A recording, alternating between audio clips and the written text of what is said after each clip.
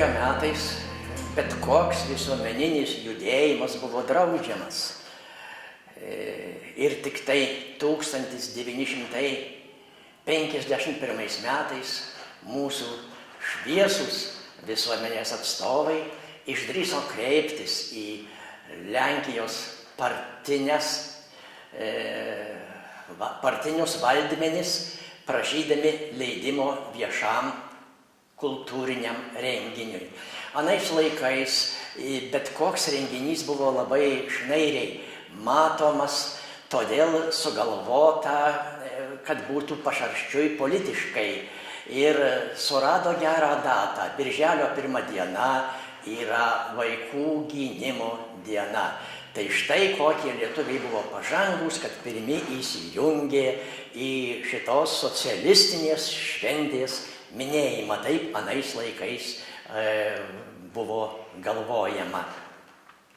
Tai buvo sekmadienis. Žmonės po mišių rinkosi į pas Oškinių Krakauską, į jo sodybą. Kluone buvo parengta scena ir ten vyko vaidinimas, vyko dainos, chorvedžio Vinco Valinčiaus parengtos dainos ir Juozo Maksimavičiaus buvo scenoje atlikti 4 šokiai. Šokiai mūsų krašte buvo žinomi dar ir prieš karą, bet taip jau susiklosto kituose kraštuose istorija nuosekli, be pertraukų pas mus amžini karai, amžinos bėdos nutrūksta. Tai todėl ir šokių tąsa, vientisumas prasidėjo praktiškai šitame krašte nuo 51 metų. Ir šitas pirmas kultūrinis vakaras, veikiau sakant popietė, leido vėliau visuomenės atstovams kreiptis vėlgi į ministeriją, prašyti Punske įsteigti kultūros namus. Tie kultūros namai buvo įsteigti tik po 6 metų, bet svarbu, kad buvo pagrindas jau reikalauti, nes čia kluonuose žmonės juda, daro, šoka, dainuoja, vaidina. Kadangi šokių būrelis, kuris buvo tais metais pasirodęs Oškinių kaime, praktiškai veikė, Oškiniuose kultūros namų nebuvo, veikė ištisus 6 metus. Kada buvo atidaryti kultūros namai, jis veikė jau prie kultūros namų, atėjus čia dirbti kultūros namų direktorę Aldonai Leončikaitai, jinai gal 2 ar ten kiek metų vedė šitą būrelį. Ir jai paskui, man esant baigus 2 studijų kursą, esant čia atostogų metu, Punske kreipėsi į mane, ar nesutikčiau globoti šokių būrelį. Aš sutikau, vasarą per atostogas repetavom, pravažiuodavau žiemos atostogų, vėl repetavom. Ir nuo to laiko, nuo 59 metų, jau neatsiejamai aš su ta grupe esu sutapęs. Gavau 8 poras paveldo, o paskui buvo visaip istorijoje. Šoko 4 poros, šoko 6, šoko 8, šoko 16 porų. Kartais merginų daugiau, kartais lygiom porom, visaip čia būdavo.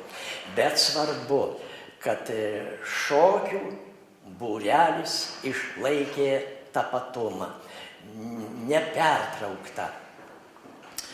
Ir tik tai po daugelio metų, kadangi šokių grupė vis būdavo priplakama koncertų metu prie kažkokio kito sambūrio ir kasmet pasirodydavo savarankiškai sąskrydžiuose, imta galvoti, o kaip būreliui gyvuoti savarankiškai. Teko paskaityti Sagių straipsnį, choreografų Sagių straipsnį Tėviškės žiburiuose ir tada atsivėrė akys, kad šokėjai gali savarankiškai koncertuoti. Mes irgi ėmėmės tada galvoti ir sumąstėm, reikia rengti motinos dienas. Prieš karą ši šventė jau vyko gegužės 1 sekmadienį. Lenkijos kalendorijoje ši diena pažymėta gegužės 26, mes tai ir rėmėmės į tą datą ir šitame rajone šeštadieniais, sekmadieniais rengdavom net po 3 šventės spektaklius. Tai reiškia, kartojom 3 kartus tą šventės programą. Ir tik tai 1970 gal 7 ar 8 metais draugija mus jau pastebėjo ir nuspręsta buvo suteikti šokių būreliui vardą. Pasirinkome iš pradžių taip labai abejodami savo vardu Jotva. Kada šokėjams pasakiau šitą vardą, taip ištįso veidai, niekam nepatiko. Aš tada liepiau jiems pavaikščioti 2 savaitės su tuo vardu ir paklausiu jų po 2 savaičių. Man tai buvo pačiam aišku, kadangi ir aš maždaug tiek laiko abejojau, ar tas vardas yra skambus. O vardą šį man padėjo atrasti lietuvių kalbininkas Kazimieras Būga. Tai štai šitame varde kartu atiduota pagarba ir šitam lietuvių mokslininkui. Po 2 savaičių iš tikrųjų šokėjai jau visi rankas pakėlė, kad tik už Jotvą. Nors iš pradžių tai ko ten nebuvo siūlyta. Ir švyturys, ir pieštukas, ir taip toliau. Jotva yra istoriškai žemė kaip ir Lietuva, kaip ir Latvija, kaip ir Prūsija. Baltų kraštai nespėjo per savo kažkokį pavėluotą istorinę raidą, nespėjo susivienyti. Ir šiandien mes sakom, čia Jotva, ten Lietuva, ten Latvija, ogi mus praktiškai išskyrė svetimos išorinės jėgos. Vieni buvom po vokiečių priespaudą, kiti po rusų. Ir štai mes nutolom ir šiandien su latviais sunkiai susikalbam.